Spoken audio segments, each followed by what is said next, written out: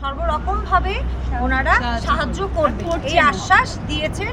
এবং ইতিমধ্যে কালকে আমরা এসেছিলাম এখানে ওনাদের সুরক্ষার জন্য, মেয়েটির বাড়িতে সিসিটিভি লাগানোর কথার দাবি তুলেছিলাম এবং মেয়েটি যাতে পুলিশ প্রোটেকশন পায় সেটা বলার জন্য।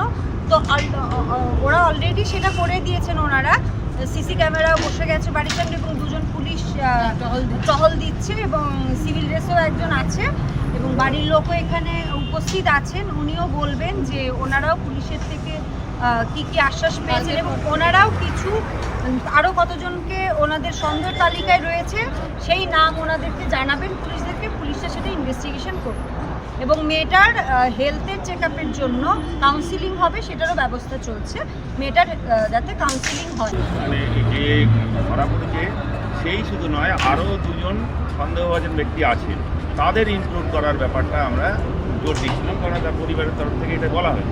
তো সেইটাতে উনি বললেন যে দেখুন আপনারা বললে হবে না, এটা যে ভিকটিম বা যিনি ওনার মা উনি যদি আমাদেরকে জানান আমরা অবশ্যই স্টেপ নেব। আমরা যেখানে যেখানে আইনগতভাবে যেভাবে স্টেপ নেওয়ার দরকার, আমাদের যেভাবে কাজ করা দরকার আমরা ওটা করছি এবং করে যাব।